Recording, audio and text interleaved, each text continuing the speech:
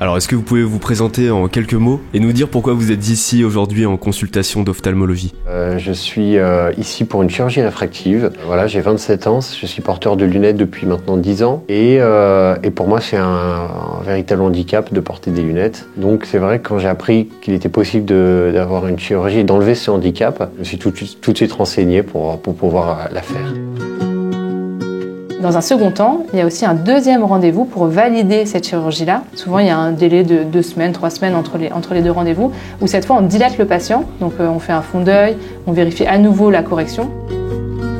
Donc là, je suis là aujourd'hui pour le deuxième rendez-vous pour des examens complémentaires, un peu plus précis, un peu plus poussés, et ça prépare la chirurgie qui est du coup semaine prochaine. Est-ce qu'il existe des complications suite aux opérations?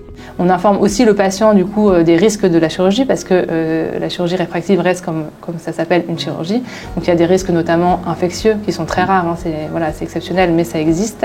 Des risques de retour de la myopie quelques années après qui sont anticipés si ça arrive, c'est pareil, c'est des choses assez rares. Et à la fin on remet le devis, on informe le patient du devis, du coût de la chirurgie réfractive et du consentement nécessaire. Donc c'est une fiche de consentement que le patient devra rapporter signer le jour du bloc. Comme dans toute technique, il y a des risques, des inconvénients, des effets secondaires, des compromis. Mais dans la majorité des cas, les patients sont contents parce qu'ils n'ont plus recours quotidiennement à leurs lunettes ou à leurs lentilles. Il y a des gens souvent qui viennent parce qu'ils ne tolèrent plus les lentilles au bout d'un certain temps, au bout de 10 ans, 20 ans, 30 ans de port. Eh bien, donc la chirurgie réfractive est une alternative. C'est vrai qu'on touche à l'œil, c'est jamais évident, mais en fait maintenant j'ai juste hâte. Voilà, j'ai juste hâte de la faire. Je sais que c'est une chirurgie qui dure pas longtemps, il n'y a pas d'anesthésie générale, donc maintenant j'ai juste hâte de revenir chez moi avec des nouveaux yeux.